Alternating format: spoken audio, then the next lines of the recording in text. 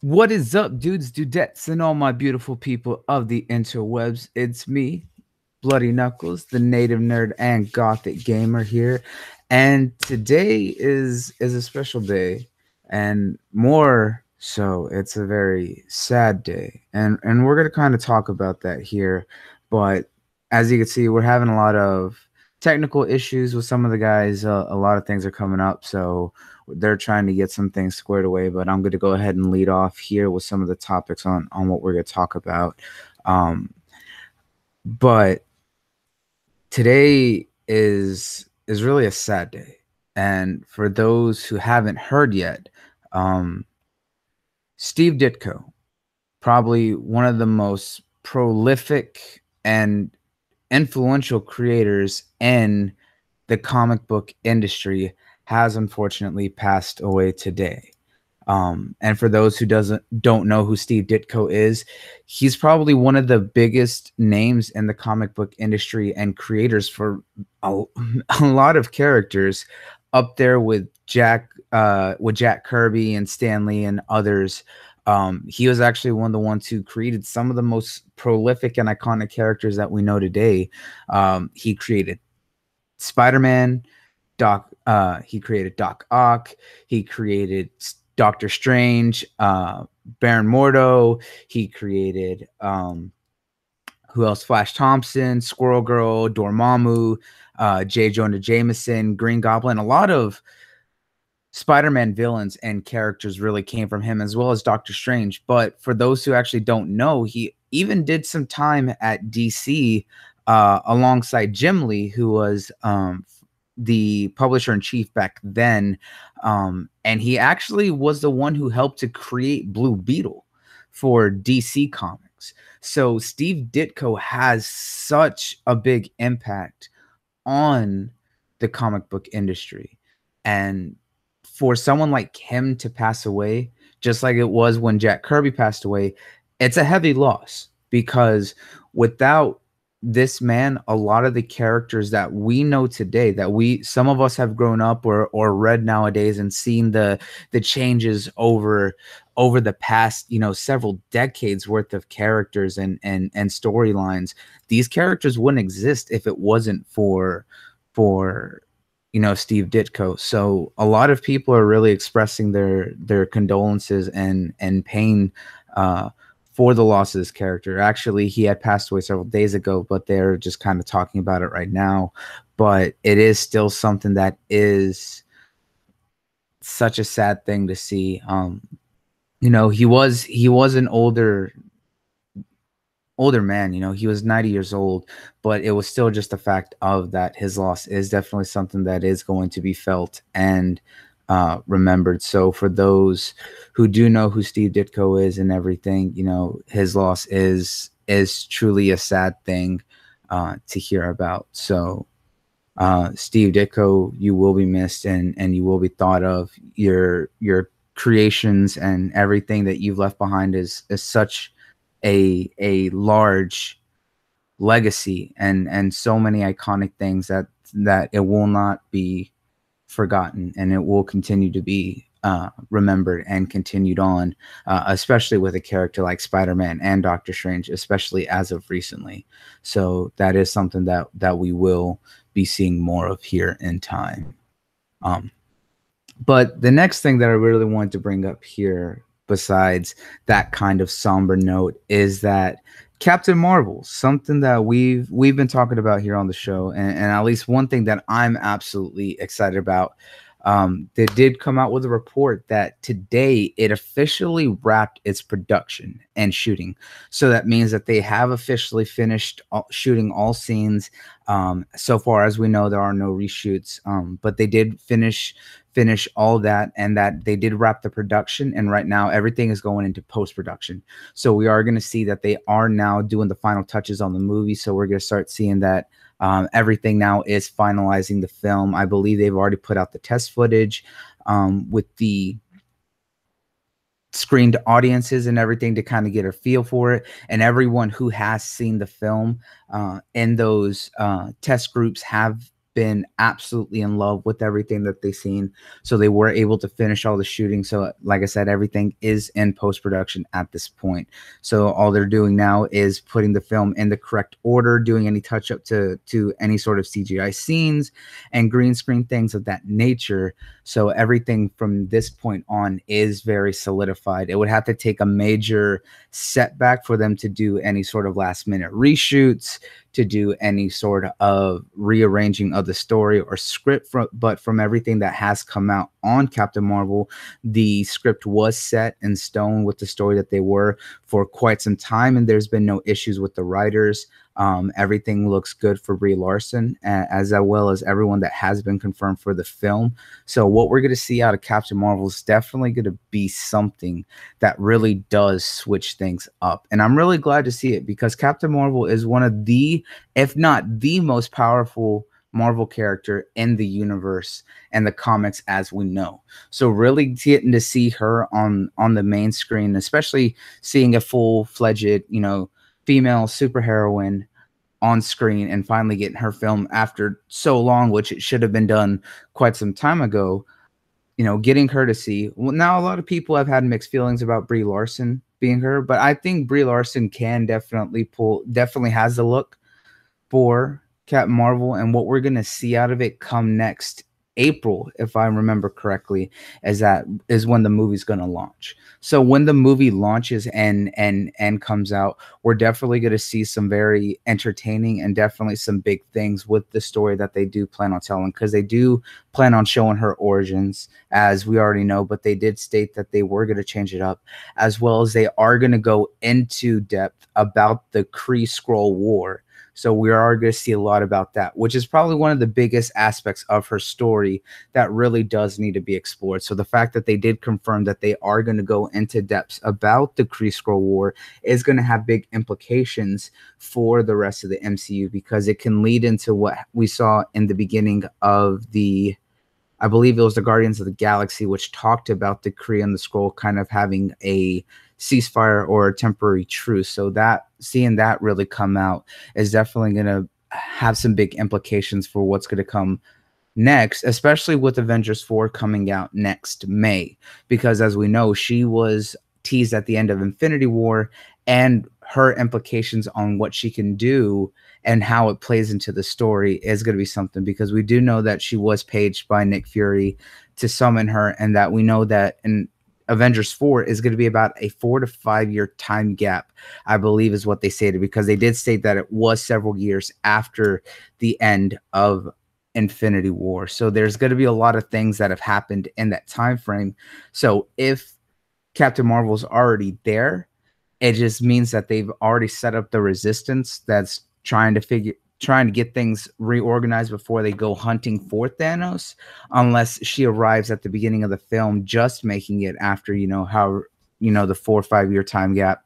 And that at that point is when they're going to start the hunt for Thanos and try and do the time travel that they've stated is going to be in that film. So there's going to be a lot of things going on in that aspect that is going to tie into the future and what's going to come after, because they did state that with phase 4 starting with Captain Marvel, it is going to go more cosmic. So we are going to see a lot more of the cosmic heroes inside of things. So that means more Guardians, more Captain Marvel. They already confirmed that they want to do a Miss Marvel with the current Miss Marvel, which is Killa Kill, as well as we also are going to see more of, more than likely, they are going to show off Adam Warlock, and he'll probably have his own standalone. So we'll probably see more of that. But as for everything else, it is going to be interesting to see what comes next, starting with Captain Marvel. So I'm glad to hear that they were able to get through that, get through those films and get through the production with no issues, especially after everything from the past. While from everything we've seen with other films having to do so many last minute reshoots, it really has hurt a lot of films and caused a lot of issues with those kinds of things. So knowing that they were able to go through production in the past, I believe it was 6 to 7 months when they started shooting, I believe back in December when they started. So seeing that they've had almost no issues going this whole time and be able to get this, that really does bode well for the fact that it is going to be coming out in April, and that they are going to be on time with that, because a lot of people were worried the same thing with Ant-Man, especially after what happened with Deadpool and everything. So it is good that we are kind of seeing things getting a little bit more concentrated and on track, and not seeing too many things kind of go off on these different tangents or rails with issues in production, especially after what happened with Solo, which a lot of people were unhappy with. But congrats to the Captain Marvel team. I do have a friend who's been on the show before. That would be our friend from G4G, which would be Avers. For those who don't know, he does have a friend that works on Marvel, and he was currently working on that. He didn't tell us anything. Can't go into details about anything, but from what he was saying, that things were just really great. That's all we were able to get out of the man, because he's as secret as the FBI. Let's just go with that. Marvel does not like anything getting out. So, you know, what can you do? But now for some real interesting news that for me, especially as a massive anime fan, and especially as a mecha fan, and I don't know who out there likes mecha like I do, but Mobile Suit Gundam is getting a new season and a new show. But it's one that I'm really happy for, is that Iron Blooded Orphans is getting a second season soon. And I'm really happy for that, because Iron Blooded Orphans was probably one of my absolute favorite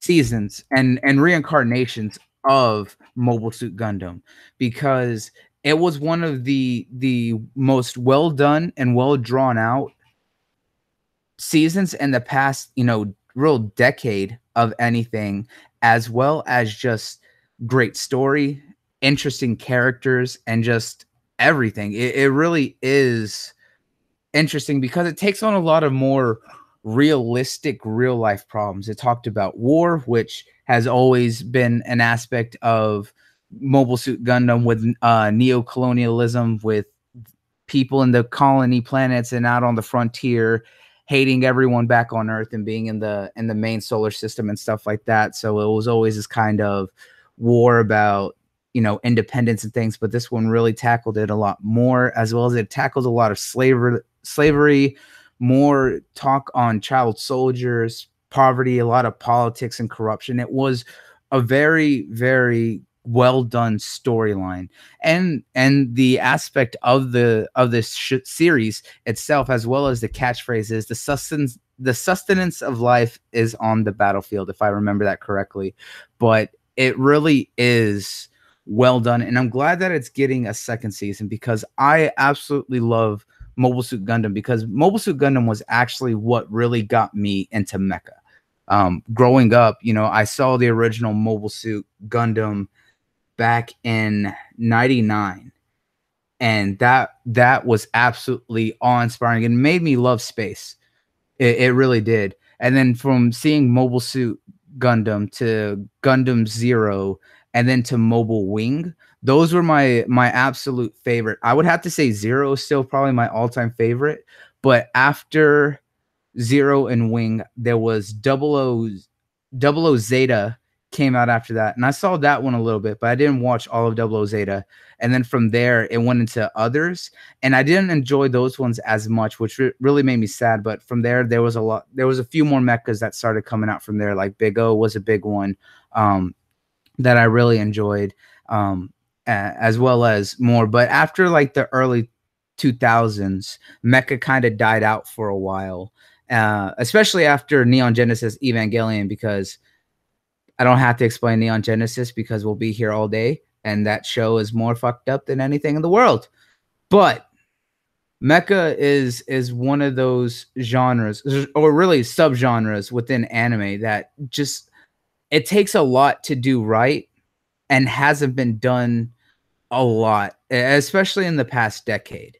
While there's definitely been Mobile Suit, definitely Gundam series that have come and gone, not all of them were really well. I really liked Mobile Suit Gundam Builders, which was before the one that we have now, which is Mobile Mobile Divers, which is a more of a MMORPG or like a VR MMORPG series. But I liked Builders because of the fact that it showed them building the Gunplas, or which is what they call model kits there. And it was a very much basically a total fan service series because it showed so many Gundams across so many eras and incarnations that it was really, really fun. And the story for it being, about kids building model kits was still a very good story. Divers is touch and go. I still enjoy it because I do still love Gundam, but I'm glad that Iron Blooded Orphans is finally getting a second season because it came back out in 2015 into 2016 because it came out in the winter season of that year of 2015. So it's good to see that it's coming back, especially with a really well critically acclaimed storyline and series incarnation, because it's something that really does deserve a lot more attention for it, But along with that, it was also announced that Gundam is also finally getting a live action adaptation. It's getting a live action movie. And when I was reading that, I was thinking to myself, why has it taken so long to do a live action Gundam film? Because if you think about it, we've seen a lot of live action or of mechas, especially with Pacific Rim having recently come back out and really brought the kaiju aspect and things like that really back into the spotlight. That it's about time that they do a live action Gundam film. Especially since they could have done that so long ago. Because if you think about it, when Iron Blooded Orphans season 2 comes out, it'll be next year, and that'll be on the 40th anniversary of Gundam because it originally came out back in 1979. So it is on its official 40th anniversary. So why has it taken almost 40 years to do that? And to really do a live adaptation, especially after the tease that they put in Ready Player One. I'm glad that it is finally coming out and that we are finally getting what we should have had for so long. But the fact that they are doing it is a good thing, especially with the fact that it's being done by Legendary Films. And if you don't know who Legendary is, they're the ones who actually helped to create Pacific Rim with Guillermo del Toro. So they do have that experience working with mechas and building those models and helping to animate them. So that is a good thing. But the best thing about it is they are working in conjunction with Sunrise Studios, and Sunrise is the creators and the most notable for running the Mobile Suit franchise. So them working together on this collaboration of a live action Gundam film is such great news to really see. And look who finally showed up. What's going on there, you fraud? Yeah, we can hear you. I see you sound better. Got that new mic and headset, huh? Funny thing is, this is not my new mic. This is like my wireless earpiece for my phone. So. Oh man, I'm sitting at my laptop right now. I just got home, finished. I'm on the damn truck, so. Oh man, this guy over here, this guy. We're talking Gundam now. Yeah, we're talking Gundam. The new live adaptation of the movie coming through. Yeah, we're talking about the live adaptation that's coming out. Yeah. So who's do you know who's directing it yet?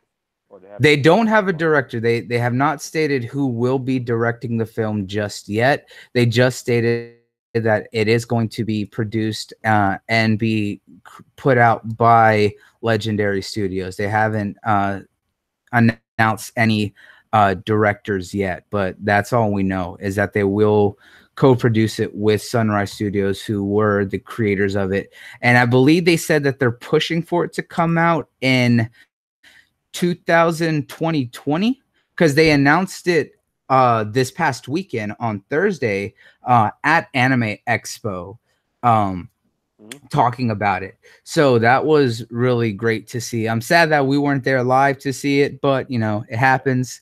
But they did state that it was going to be coming out in 2020. Okay, so it's just pretty much pre-production right now. Yeah, and they're gonna do it just after their 40-year anniversary. Okay, cool. I hope it does come out well, because the first Transformers live adaptation movie we got with Michael Bay. The first one was real good. After it's like a it was decline from there on out. So I hope they actually handle this IP better than they handle Transformers. Oh yeah, Not definitely. saying yeah, Seeing as it's being overseen by Kale Border, who is yeah, from Legendary, and he's going to be working directly with Sunrise, as I believe they are still going to be helming the script for it and helping to put everything together. I have high hopes for it because of the fact that it's not coming from an outside team or anything like that. No, it's coming from Sunrise Studios themselves. They are going to be massive creative leads on the project. Kale right. Legendary is literally just helping to produce the film and just make sure that they had the funds for it. So that's the one thing that I can absolutely be happy about, is that there's not going to be too much interference from outside influences for the most part. Yeah, and Legendary they're helping fund it, correct? Yeah, Legendary is gonna be producing it. Okay, good. At least the budget will be sound then, because usually these adaptations, because unfortunately they're not giving that much budget for these movies over in Japan, so they do what they're given. But hopefully with Legendary helping them, backing them up, it should be a solid movie. Oh yeah, definitely. But like I said, he will just be a representative from um he will just be a representative from Legendary, but the fact is that it's still going to be all done by Sunrise Studios, so they're going to have full creative control, which is the best thing that they can do for especially for a Gundam film, as no one Right. knows that series and franchise better than Sunrise Studios, Yeah. because that is their baby. They've been doing it for 40 years.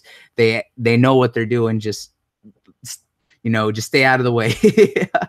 Yeah.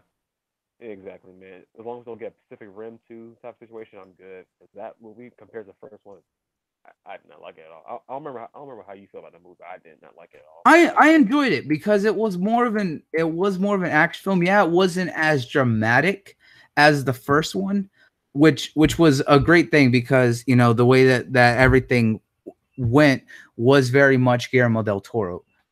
And the second one, yeah, there were some issues with the writing, but Guillermo del Toro wasn't contributing to the writing the second time around.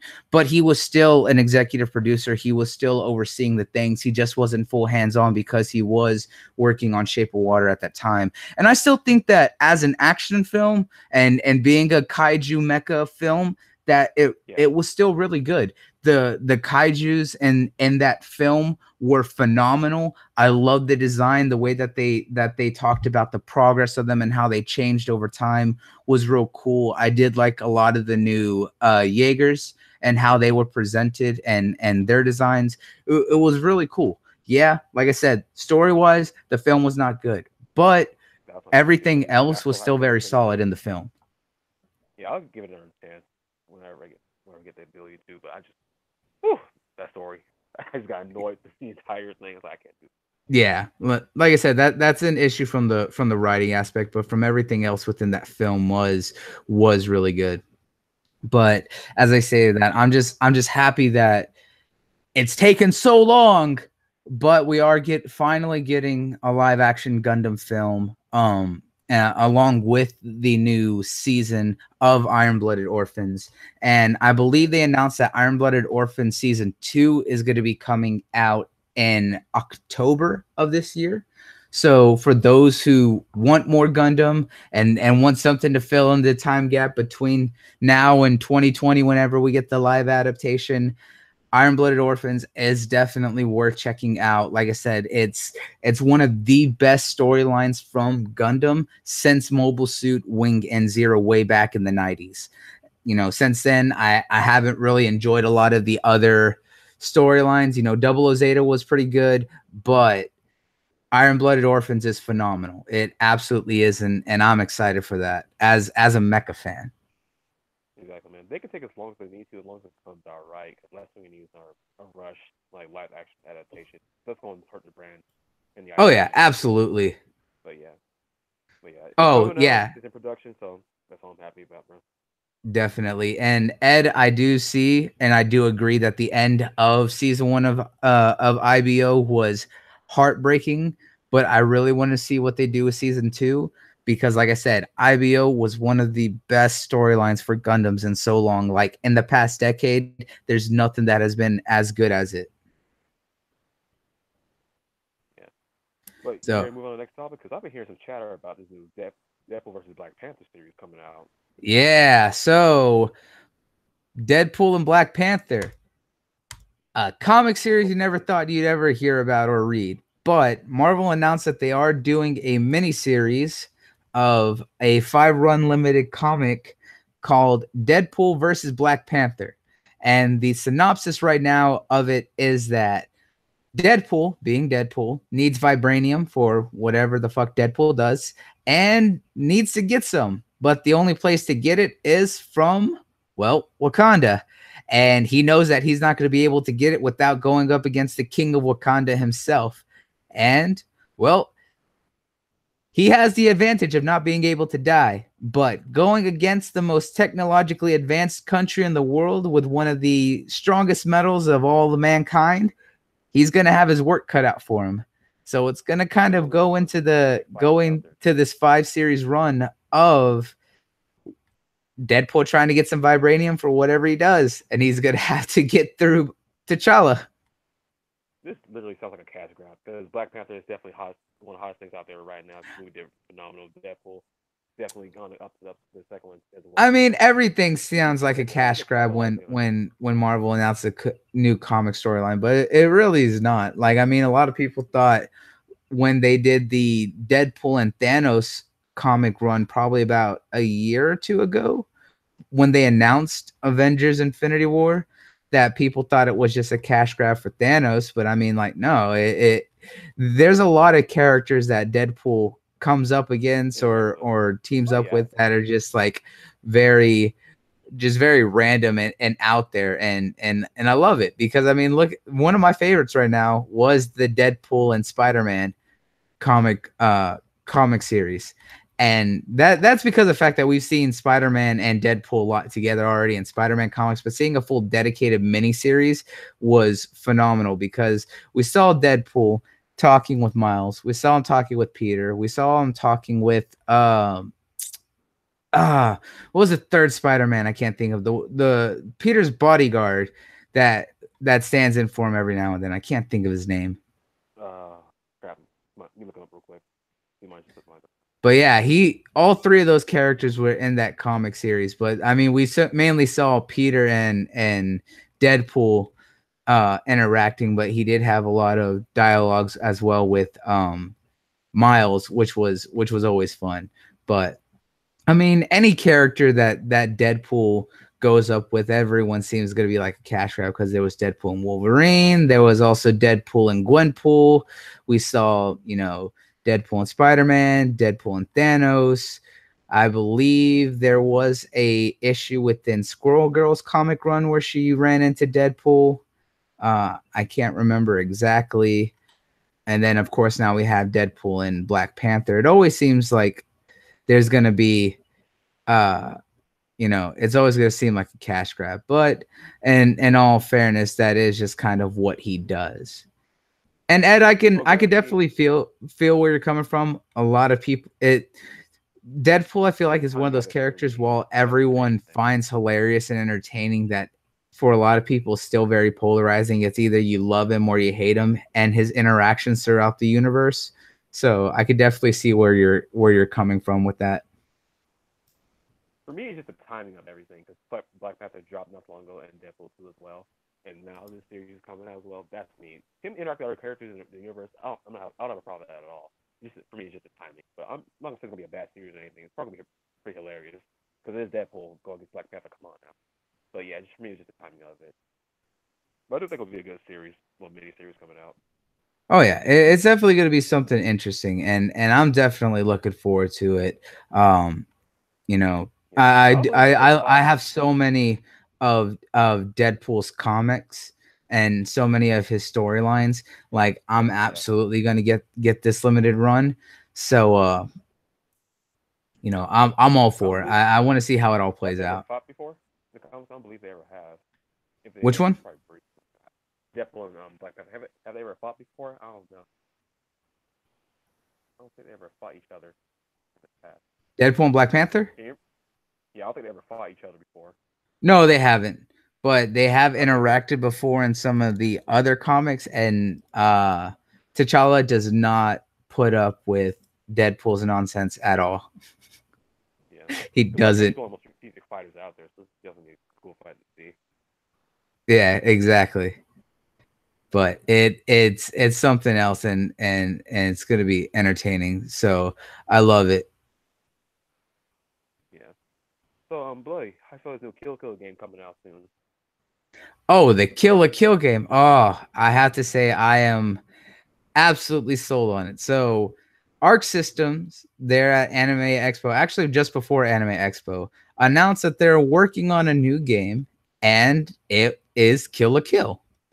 And for anyone who hasn't seen Killa Kill, it is an anime series that was done by Studio Trigger, who has worked on things such as Tengen Toppa, Gurren Lagann, Space Patrol Aluko, recently Darling in the Franxx. Of course, they've also worked on Panty and Stocking with Garter Belt and Kill a Kill. And when ArcSys announced this, I was ecstatic because seeing what ArcSys has done with Dragon Ball Fighters, their attention to detail, the art style, and everything in that game was so well done. It screamed the original anime as well as it also screamed the manga, just because of the fact that how just how beautiful the game looked, right? It was just absolutely something else. There was just no other way to really put it. You know, it looked fantastic. It played so well, and it was just everything that a true DBZ fan would love. And they recently just put out the gameplay teaser from Anime Expo, and seeing how they already showed off Ryuko, and how her and Sayurin looks and their camoes and showing everything off. It looks real good. So far, the art is solid. The animation and the the visual effects are very on par with what we saw in the anime, as well as what we saw in the anime, because I had to think for a second. No, because a lot of the shows that Studio Trigger puts out are all original productions. They're not based on any mangas or anything like that. Studio Trigger is one of the few studios that always do original stories. And I'm looking forward to it because the character models, like I said, were really well done. But this one's different because it's going into a 3D arena fighter, like we've seen with a lot of others in the past. Not a 2D fighter like what they're used to doing with like Guilty Gear and what they did with Fighters, as well as what they've also done with Blaze Blue. It's not your typical 2D. It's a 3D arena fighter, but it still looks well done. Of course, it's going to be very ecchi based because the fact that that's Kill a Kill, and that's honestly because Studio Trigger has no chill with the fact that they're just like, no, we're just going to put in sexual content because fuck it, we can.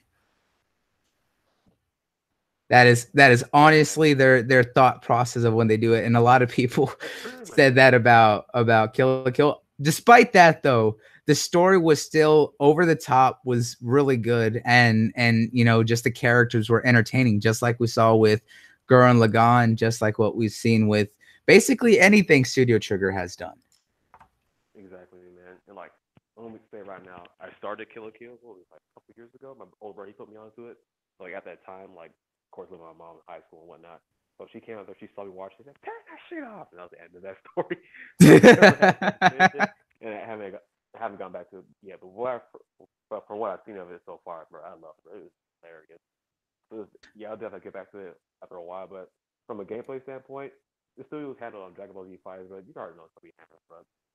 Oh yeah, like I said, it definitely, from what they showed off, it looks really good, and it's not going to be a 2D fighter like Fighters, but it is going to be an arena fighter. It is going to be a little bit of a small arena, but it still looks like it's going to be good. And for those who don't know, it is going to be supervised by Studio Trigger, so they are overseeing it alongside with ArcSys,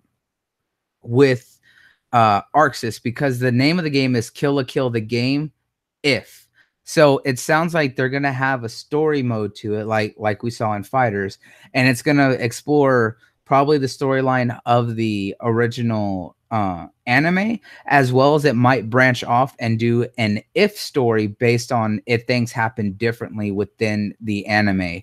And for those who don't know a lot of some of the other things that they've done, Kiss Niver was a really well done series. Actually, Studio Trigger in one season, I believe it was the 2016 in summer, they had two going on, which was Space Patrol Luluko and Kiss Niver. But they also did Killa Kill, and one that a lot of people didn't know or didn't hear about was Little Witch Academia, which was a very cute, you know, anime. It was more down to earth, but it was still absolutely hilarious, over the top, everything you'd expect from Studio Trigger. And they've shown they can go across all different genres, subgenres, and include ecchi or not, and still tell really good stories. Because Little Witch Academia was probably I recently had binge watched through that series, and it was very down to earth, and I loved it. You know, Studio Trigger is probably one of my favorite studios, up there with Sunrise. So they have the talent, and I think a lot of games, especially within anime, right, all fit as fighting games. There really is no other genre that can really that they can really fit in, because we've kind of had this chat before, is that a lot of animes are all battle animes. They're all battle shonens, battle mangas, whatever you want to call them. Is that that's just typically where it goes. Even if you look at the magical girl see genre, you know, whether you look at Maho Shoujo, those are still technically battle shoujos. You know, they're magical girls that are still fighting. Sometimes it's either other magical girls or they're fighting monsters or whatever, but a lot of anime just turns into battle animes, or they end up going into the aspect of like Gundam or Berserk, where they fit within the Musou style. Like we talked, like I believe it was 2 shows ago, me and Soul were going at it, talking about, you know, the Berserk game, the Berserk Musou, and he was saying that he really hates the Dynasty Warriors, you know, formula, and I get it, but within the context and style of the series that's doing it, you know, Fist of the North Star, perfect for a Musou style game. Berserk, perfect for a Musou style game. Same with Gundam. You know, you're looking at high speed mechas that are flying through space, just mowing through like these like mass produced armaments, instead of going up against stronger, you know, single made custom, you know, Gundams. You know, they do just kind of fit within those genres. So it's hard to see some of those genres really step out, you know. I think one of the few games that we had that did was Naruto before. Now we're seeing, you know, One Piece doing it with World Seeker. So with the announcement of the Killa Kill game, that one didn't surprise me that it was a fighting game. I'm just surprised that it's actually getting a game at all, because we don't see too much from Studio Trigger. Except I think there is a Little Witch Academia game coming out as well. But the fact that they're doing a game, especially for such a big series like Kill a Kill was for them, I'm glad to see it's being done, and by someone who really does have experience with fighting games like Arxis. Yeah, but going off what you said earlier, they gonna spin like open world RPGs, turn-based RPGs in some cases as well, like you've seen with what was it? I'm Yeah, forgetting right now, but yeah, it's one of those things. Is honestly, no, they can't fit in those. Yeah, and as a sad aspect is that I would definitely love to see different genres for a lot of these different animes or things like that. But there's honestly just a lot of them really don't fit in within a lot of other genres or what they could really do, you know? No, yeah, they'll pretty much fail the touch any other genre. But it's kind of a bad thing because most of them, the genres they actually do fit in, actually fit in pretty well in the class receiver. Like for Exactly. example, They these fighters, it's like one of the best fighters out there right now. Absolutely. And that's the aspect that I try to get across the last time is that with a lot of these anime games that we're seeing is that, they do right in the genres that they're in when they come out as games because that's just where they fit. And it's hard to kind of make a mold or have them fit into another genre of games just because of the fact that they aren't well suited for some of the things that people want. Now, what we're seeing with like World Seeker, I can absolutely see One Piece as an open world game because the series itself is an open world, you know, story. This could just be like its own self-contained story arc like we've seen out of One Piece because it is talking about them going back to an island that they previously were at and kind of going from there. There's still a lot of action aspects and a lot of fighting, so it fits within that aspect. But it is definitely one that can fit in that open world. I don't know if it's going to be an RPG, but as an open world action game, it definitely does. Same with Naruto, but not a lot of other games can really fit that mold. Yeah, I'm just waiting for that anime. It's around like Naruto, Book of Bonds, Rise of Ninja. It's like a semi-open world, but like a RPG as well. Like man, back in the day, man, Broken Bond that was the best back then. I played the best of that game. Oh, dude, Broken It Bond went really was. hard. Straight up, it went hard. Exactly, man. That's why I It want really I was want to the see more best open one. world games for games that can do it. It would be great to see more of them. Yeah, as far as like One Piece, I'm not. They can do open world, but I'm not sure I would do like an RPG element. Only person that it kind of makes sense was like Frankie, because he's cyborg, he's always constantly upgrading himself and whatnot. To Sunny as well. You have RPG elements in that as well. Yeah, the characters, I don't know, but they're the game developers. They can make it work. I'm just spitballing here. Oh yeah, definitely. But the fact is that Killa Kill's getting a fighting game, and I'm all for it. I definitely can't wait to see more of what Arxis puts out of it.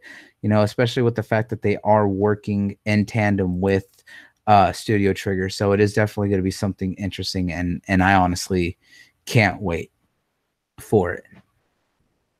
Oh yeah, man, definitely can't wait.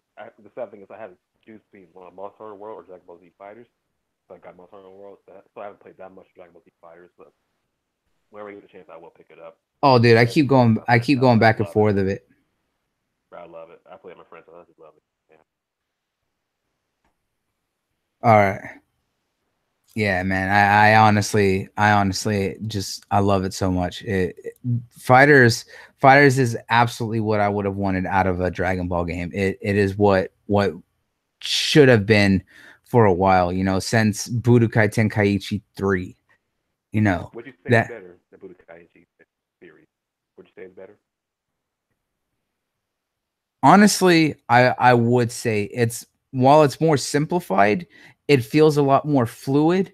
The combat feels a little bit more refined. Now, I do love Tenkaichi because it was the best for an arena fighter, but since then, you know, the arena fighters that we've gotten since, especially with like Xenoverse. Ugh, I hated Xenoverse. But fighters absolutely encompasses what you would expect from Dragon Ball. It still has a lot of the special moves. Everyone uses their special attacks. From Tien's Dodon Ray and Piccolo using the Hellzone grenade and everything. It feels more impactful, especially with just the sheer visual aesthetic of it all. It Oh really yeah, man, that does was great for the surpass. visuals. Oh, absolutely. They severely, like, absolutely surpass everything from Tenkaichi. Yeah, man. Just I have high hopes for this game.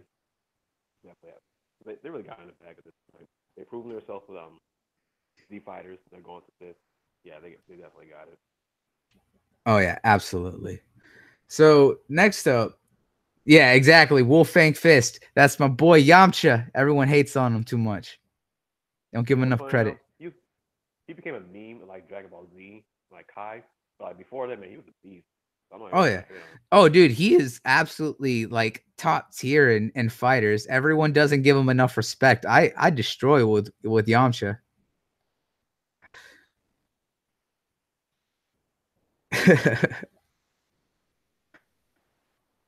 But next up, what we have here. Oh, Super G's calling you out, Op. You say you gotta speak up. Whoops, sorry. Can you hear me now? Is that better? Gotta get that mic closer to your face, bro. Yeah, man, I'm just multitasking right now. Is that better? Or is that? Yeah. That's better. That's better. It's All right. like All right, cool. you need to get your computer up so that way you can use that fancy new headset you got.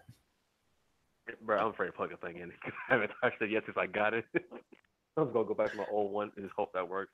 Oh, this fraud. He spends money on a new headset and he's gonna go back to his piece of shit. I'm gonna break it in on this episode now. I'll do it off air. Well, hurry up. They try to hear you.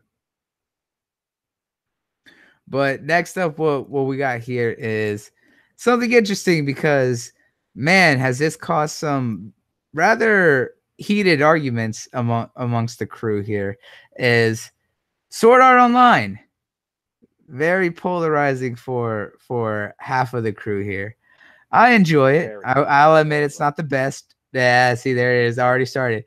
I'll admit it's not the best, but I've watched all the seasons of it so far, and I just finished up GGO earlier today, the alternative Gun Gale online. But they released the first trailer of the new story arc for the Alicization arc, and I have to tell you that they have absolutely stepped up the quality of animation, the voice acting, and so far the story actually looks a lot more interesting.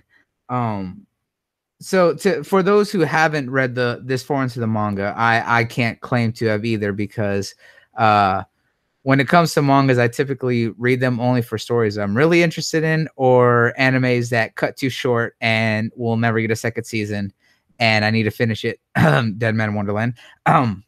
Anyways, the Alicization story arc is actually going to go into the story of what happened to, of course, Kirito and Asuna make their return. And I believe Shinon is also there from what I recognized from the trailer, and that they got pulled into another game, like always, because they always get pulled into a damn game. But this one actually is the fact that the AI are actually alive to a certain extent. And apparently that they have something called the Alice Protocol that they have to follow within the rules of the world that they got pulled into. And so far what they've explained is that some of the NPCs have been waiting for our characters to arrive because they're trying to kill them to be able to escape the world that they're trapped in. So seems like it is going to explore another death game, quote unquote, but it's going to go into a little bit more detail, as it's going to play out a lot differently because they're not in avatars. They're not, Kirito's not in his beater outfit like we've seen in the past.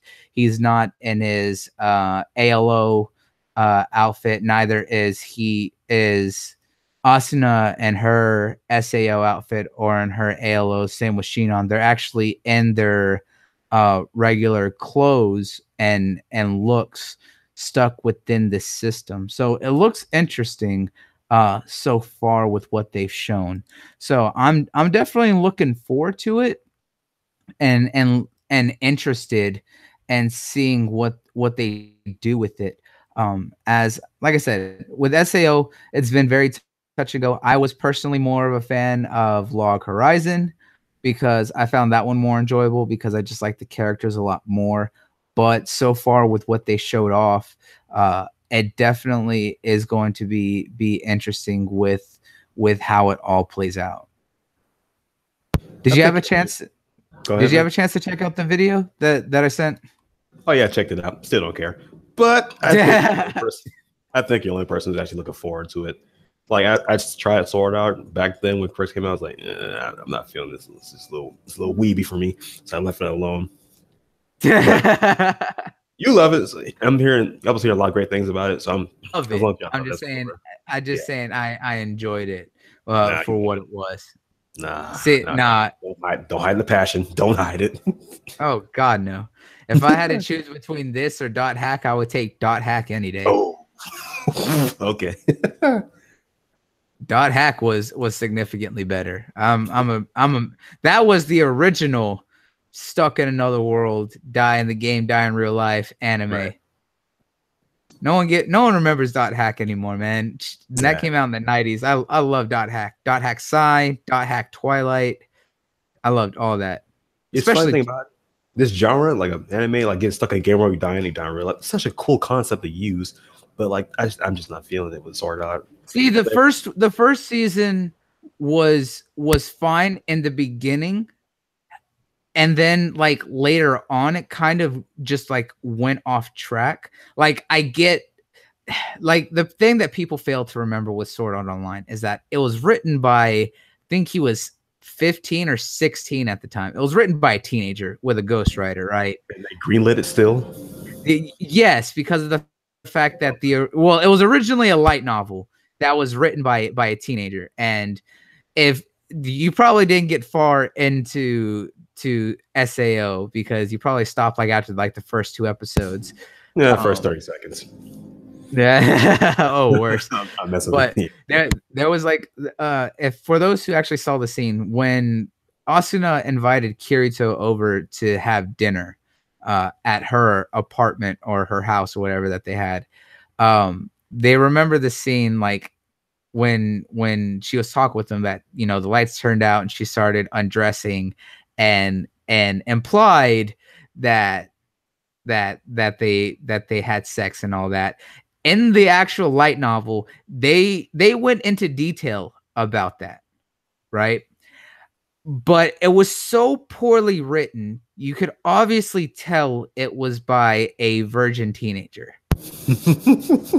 And I honestly felt bad for the ghostwriter who had to write it out because of the fact that it sounded so off-putting. Because I think like the scene, if I had to find the actual like paragraph of the page, but he was just like he was basically describing like in that moment as he was watching Asuna that he realized what was happening and that he quickly like walked up to her and embraced her, and they went to the bedroom, and he said that he unleashed 4 years or 2 years, I forget how long it was, build up of semen within her. And I'm just like, this sounds so unsettling. Like a terrible fanfic. Jeez. Exactly. He's just like, I released 3 years worth of built up passion for her as I unflowed my semen. I was just like, oh god, dude. I was like, this is not attractive at all. It was so bad. I'm surprised you actually read it. Well, it falls into the line. It wasn't a hentai. It was an ecchi based light. No, I'm sure it actually classified as a ecchi based light novel. For at that time, I think it was for young adults, which is like 15 plus in Japan. I believe it is something like that. But no, it didn't. And with light novels, remember that people don't understand the difference between manga and light novels. Light novels are basically books that do have some manga illustrations throughout the book. But that's why it's called a light novel, because it's not a full novel. Yes, Justin, wink, wink. But I remember that because I had actually talked with a couple of my people in an anime club that I hang out with here in town. They talked about that, and we were kind of poking fun at it when they did the original launch of SAO. So, like I said, once they started going more into the relationship instead of the rest of the actual, game, that's when it kind of went left and off the rails. Yeah. Log Horizon kept to the premise of what it was doing, which is why I preferred it more. Same with Dot Hack. While it was talking about the characters living their lives outside of the game, but mainly, doing things within the game, it all still felt within the lines of the story. It didn't go way left or way right or anything like that. No, it still fell within the context of everything that they were doing. So it was one of those things that I could see why SAO was off-putting for a lot of people. But But with what they're doing with Alization, I'm looking forward to it. Like I said, Gun Gale, if you've watched AGO, the one that just finished from this season, Alternative Gun Gale, that one was phenomenal. I was absolutely like glad to step away from Kirito and Asuna and Shinon and that whole group and see new characters because it felt better. Like following Karen and seeing her growth as a person, because of the fact that she's this abnormally tall female who wishes she was short, tries to play VR games to get a short character and ends up in Gun Gale. And it was a very good story because we saw her growth as a character, as well as she kind of getting more friends, and it felt more organic, and it didn't lose track of the story. It didn't go far left or far right. It still all fell within the context and exactly what you would expect from it, you know? So I'm gonna give Alice the Alizations arc and just kind of give it a chance and see what it does. But I'm not holding out high hopes for it. But that's just because it's SAO and I don't expect a lot from SAO. But you know, we'll kind of see how it goes from there. Op, you have any last remarks you want to say about it? Ah, the silence speaks some wonders. All right, so kind of our last topic here is going to be about a show that is actually very special to me, and that's Violet Evergarden. And if people don't know, is that Violet Evergarden was a series and an Netflix exclusive to be even more so, that came out in the winter season of last year. And my God, is this show so good. Like honestly, this is one of those shows that actually had me crying like almost every other episode, like just like right up there with My Hero. This series had me like full on tears almost every episode with just how good it was. And that's because of the fact of the topics that it went into. And kind of what the story entailed, because it follows the main character Violet, who at the time had been an orphan who was picked up by a captain from the Navy, and she was gifted to the captain's younger brother to be used as a tool of war, because she was just an orphan, didn't have any family, didn't care if she lived or died or anything happened to her. And you know, his younger brother didn't like the way he was treating her and only took her because he wanted to get her away from him. But as he kind of found out throughout the story, is that she was the ultimate weapon. She was fast, nimble, efficient at killing, just everything, you know, someone hungry for war could want. But the thing is, he didn't want to see her as that. He actually treated her and saw her as a person and cared for her. And throughout the series, we saw her growth from trying to break away from her old habits as being only a soldier. As during an encounter in the story, she lost her hands in an explosion. Or really, she lost her arms. And when she wakes up in a hospital, they gave her a prosthetic, and she goes to work with a colonel who was a friend of her major's, who runs a post office, and they offer a service called auto memory dolls, who are basically people who can write letters for those who can't read or write themselves. And it's a beautiful story because throughout the series, we see her traveling to all these different places and meeting so many characters from so many different walks of life. I mean, from a drunken, you know,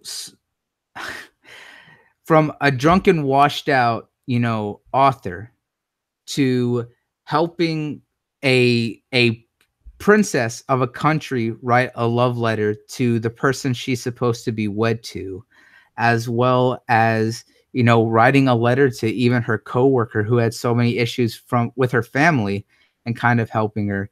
There's just so many small stories that were sprinkled throughout this series that really showed each character's depth and the issue of each of those characters that she meet and how it affected her. And it's so hard to talk about because just thinking about it chokes me up. It was so good. It really was something special. And they had recently announced at Anime Expo that they were going to work on a new project for Violet Evergarden, and they announced that they were actually going to be doing a movie for the show. And they announced that along with it that they're going to do, when they release the fourth DVD disc and Blu-ray and all that, it is going to have an extra episode when it ships out. Actually, it already shipped out in Japan. I don't know when it's going to come over here into the States, but they did announce that this was going to get a new project, which was a new movie that will be premiering in January of 2020. So they did give it a time frame, as well as I believe it was already announced for a second season as well. And I have to say, just this is a show that so many people, while it was talked about, was so overlooked. And it really is absolutely worthwhile to check out this show because it does so many things right. And it's not really a slice of life because it does talk about a lot of heavy topics, but it does kind of have that feel because of the fact that while there is definitely, flashbacks to like the war and other things going on, that she was a part of, it doesn't rely on all of that to the highest extent. It's hard to nail it down because it just jumps back through so many different things. But if you love a good story and love, I would say, more of a drama, this is absolutely a show that you have to watch. Even if you don't, I would recommend watching at least the first 2 episodes of the series. If you have Netflix, if you have the ability to absolutely check it out, because it is so worthwhile. It really is one of those shows that deserves so much more attention that it sucks that it didn't get as much recognition as it did, while it was absolutely hailed for people within the anime community. For those who were outside that, who didn't really pay attention to it because of all the big names that came out during the winter season of last year, this is criminally underrated, and you absolutely should check this out. And I'm telling that as someone who loves these kinds of shows and so many different genres, I absolutely recommend it for you. Whether you're a fan of the genre or not, it would be worthwhile. So beautiful. Oh, shut up. But no, seriously, bro. It sounds like a really dope anime, bro. But like, just lightly touch on Hero Academia, bro. I'm telling you, bro. I almost cried a couple times with these next couple arcs coming up, bro. I'm pretty sure you're gonna be bawling at one point with this next arc coming up, bro, because it hits home like really hard, man. Just like the emotion, the tension, everything, man. But to get back on topic, but yeah, unfortunately, go ahead. I was just saying, man, everyone really has to see this show. It really is worthwhile. It sounds dope, bro. It really does. I don't care. It doesn't have that much action in it. It's like here, like the telling of her story, like her day-to-day life, go like after the war, trying to adjust to her new life, right? Yeah, and that's what I love about it, is it takes place after the war, but it has so many jumps and flashbacks to her story of, during the war and other characters. Like, it does play an aspect of it, but it doesn't have to rely on that so much. Like the beauty of the series is that each episode is a self-contained story about a new character that she meets that ties to the whole overall story that really grows her as a character as well as the entire world as it is, because you see it all come to play at the end of the series. Like, it really is one of those just it really is just a unique anime that only comes a dime a dozen every few seasons. Yeah. How many seasons does it have? Just one, right? Yes, it only has one right now, but it was announced for a second season getting a film, and I believe it has 20 episodes. Yeah, one season, then a film. It must have some numbers then, man. Oh yeah. Because it was, like I said, it was a Netflix original. Mm-hmm. And when it came out last winter season, it was absolutely talked about by everyone. I think it has 13 episodes. Yeah, 13 on Netflix. So it's definitely something you can watch in a day. Oh yeah, definitely. So it's definitely something worthwhile. Like I said, it doesn't hold back on the fact of what it's capable of doing. Yeah, I think low-key think either talked about this early in like a previous episode, because I do remember hearing about this anime last year though, but I don't know if we ever talked about it. I mentioned it a couple months ago because I had finished watching it while I was recovering, and yeah, I was gushing about it back then, and just hearing that it's getting another film and another season, dude, just makes me gush about it all over again. Yeah, it's just definitely a good time for the fans. Good time for me too, because I come at the end and watch it through, and you're like, oh, not to wait that too long for a movie in the second season. Well, the film isn't coming until January 2020, and I don't know. Yeah, I don't know when the second season is. They haven't announced a date for it or a season when it's going to come out yet. That's probably the year after the movie then. Yeah, but I would recommend watching the first season. Like I said, where it leaves off is definitely open-ended for a second season. But even if there wasn't a second season, you would still be satisfied with the ending. So it's definitely something that I would recommend for you because you like to binge watch everything, to just sit down and watch it through. Yep. I'm going through Berserk right now slowly, but I'm going to get back on it today because I've been slacking like a motherfucker. But yeah, I'm going to definitely squeeze this one in. And Ed over here saying that Castlevania on Netflix is a bore fest. Yes. Wait, what? What? He didn't like it? Apparently, Ed did not like it. He says it. He said it is boring. Man. Maybe if you're not a fan of the game, you're not going to care for it. Me personally, I never finished the original Castlevania, but I did play them a little bit, and I still loved it because he's sitting there watching my older brother because he knew the lore of Castlevania. He's sitting like calling on the show. I'm like, oh, for real, bro? Oh, dope, for real. All right. Oh, that's how he called it. Oh, shit, all right, bro. But yeah, man, I loved it whenever it came out. The only issue was just not enough episodes. It had like 4. It had 4 in the first season, but I believe the second season is going to be premiering soon, and that's going to have 8. And I think they said that they've already announced season 3, but I believe they said it's either going to be 12 to 14 episodes for the second season or the third season. Thank you, because that show, it blew up like really. No one was expecting anything. Like the first season came out and did well, and they got greenlit for 2 more seasons after that. Like, man, they definitely got hit on their hands right here.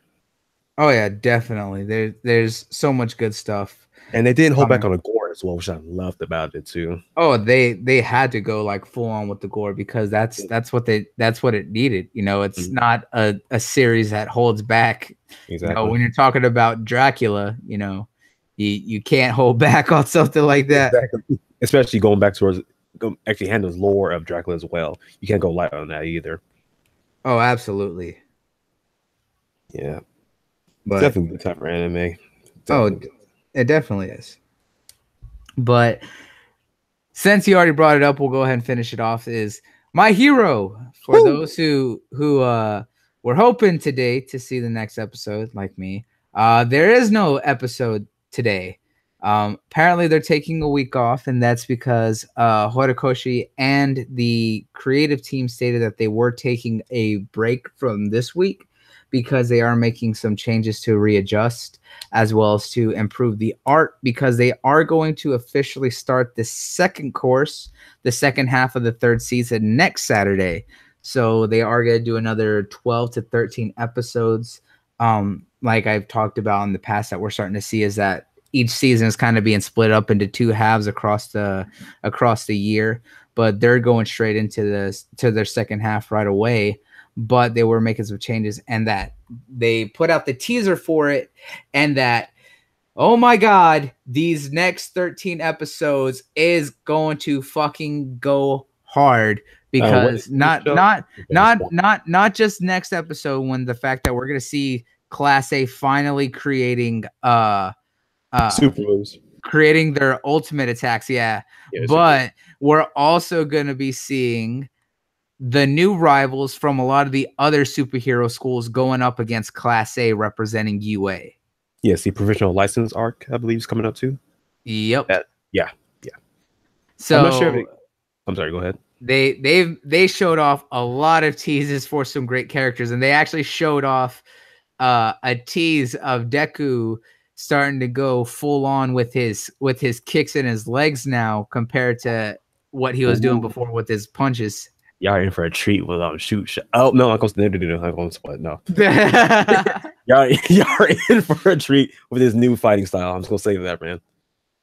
I know, man. I'm so excited for it. Like, just seeing that teaser, I'm just like, why you have to take a week off? This sucks. Yeah, I know, bro. It's funny thing is y'all are over suffering, but I do know what's gonna happen. But I don't get a new manga, so I'm suffering here too for the rest of y'all. What's funny is that's what Justin just said in the chat. He said anime and manga off this week. Yep. Surprisingly, One Piece did get a new manga out, but because I heard from somewhere all of them both are gonna be taking a break, some crap like that. But yeah, that was false. But yeah, just My Hero from what I can tell. Yeah, so it's gonna be something interesting. It's definitely gonna be it's gonna be a good time all the way around, man. I honestly cannot wait for next week, especially with everything here starting next week too for the new summer season. Yeah, I'm so excited. And speaking of things that are coming in the summer season, just because I realized that just last week a lot of shows ended for the spring season. It's because of the fact of Golden Kamuy. I was just reading this earlier too, and I totally forgot about it. Golden Kamuy is probably one of my absolute favorite gems from the spring season, besides Darling in the Franxx and a lot of others. But Golden Kamuy has just been funny, been actiony, completely an interesting take on history, especially with the way that they've handled the Anui from the Hokkaido Islands in Japan, which were an indigenous tribe that were unfortunately kind of lost to history. But God, it's such a great show. It really is. It's entertaining to the highest degree. But it was announced that it's going to get a second season as well. That's going to run during the fall season, starting in October.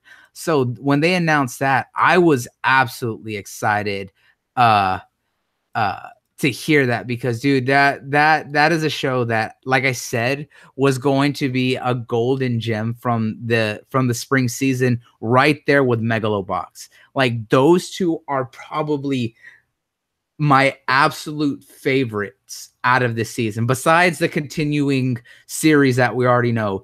Brand new animes, Megalobox and Golden Kamuy have been absolutely the best out of this series. My goodness, bro. It's up there with one of the best animes so far this summer. Oh, God, yes, dude. Megalobox was just simply phenomenal. Dude, that takes me back to my boxing days and just growing up doing that, dude. Just seeing throwing hands back in the day. Oh, all right. Now I see where nickname comes from.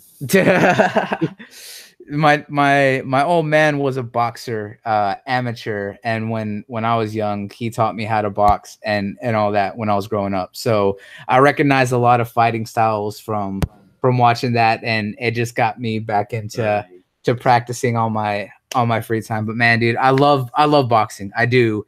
And boxing animes, boxing movies, watching boxing matches, dude, I love it. It always takes me back because I have a love for the sport. Back in the old days, young Knuckles throwing hands in the streets, man. Only a few times. You gotta protect that name. I didn't do that too much. I was smarter about a lot of shit. But yeah, man, dude. But those have absolutely been some of just the best out of the spring season. I absolutely loved it, man. It was simply phenomenal. Yeah, man. I'm like an episode behind Megaloboxing, but like so far, man, I'm just loving it. Oh, dude. That's a show that I'm going to be doing an anime review on here soon, so everyone should definitely look at that. Oh, dude, I got to. That show is just too good to not talk about, from the style and the music and everything. But the best part, oh my god, the music, man, especially with the Japanese rap. Like, I think that's the correct term for it. Japanese rap. Yeah, bro, I love it. It's phenomenal, man. Oh yeah, just the music in that. And what's funny is that there's even a scene later on, because I'm not gonna spoil it, is that Sachio, the voice actor who does Sachio, even throws down in a rap himself. Nice. Oh yeah, dude, it's just so good. God, I'm gonna have to rewatch that whole series now. Yeah, man. Once it finishes, I'm going to go through it again, just one shot, just to get all in one sitting.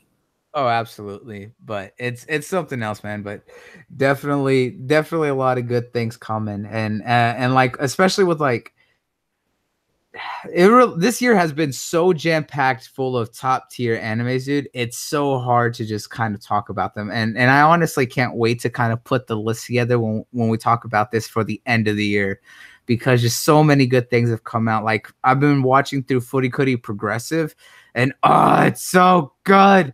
I fucking love the pillows. Just having their music back is so good, dude. You don't have no idea. Yeah, definitely, man. Yeah, but definitely a good episode. I'm sorry I missed like the first 3 topics. I got 6.5, so there's that. Got 6.5 topics in this time. That's cool. Oh, yeah, man.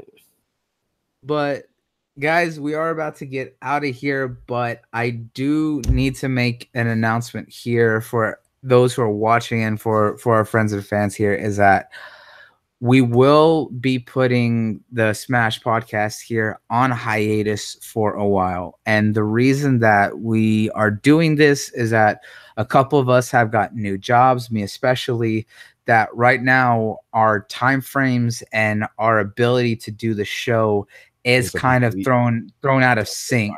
So yeah, they don't line up anymore. So we're trying to figure out a new time frame, trying to keep it on Saturdays if we can, and seeing what we could do to readjust it to be able to keep doing the shows, because we do love being able to do this, and we do love when y'all come out here and watch and enjoy it with us.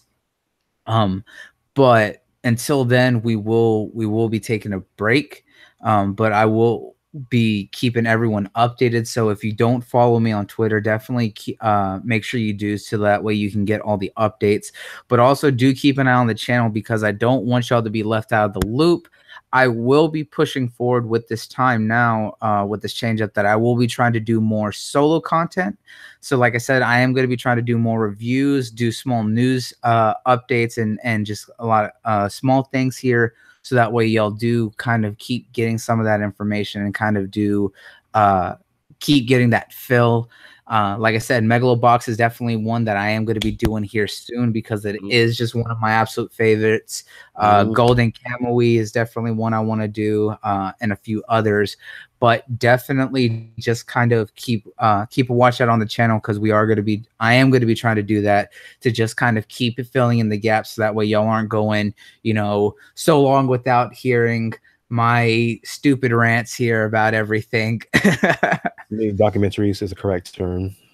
Yeah, man. Over here, these guys call me the anime king for a reason. They're just like, man, he's gonna talk. We're just gonna go get some popcorn and chill out. Yeah, fix up dinner, take care of the kids, just take care of life while this man going on. Exactly. But we did want to keep y'all out, as well as I want everyone to know, as well as I will be posting a updated Gleamio link on this video as well as on the next one for sure, as well as I'll be tweeting one out here in the next few days to start for the giveaway. So definitely be paying attention to that. So that way we can kind of give you that. I'll take a picture of some of the goodies that we're going to be handing away for that. So definitely keep a lookout. Okay. All right. So to everyone from us to y'all, peace out and check you later, people. We about to Detroit Dash. Yep.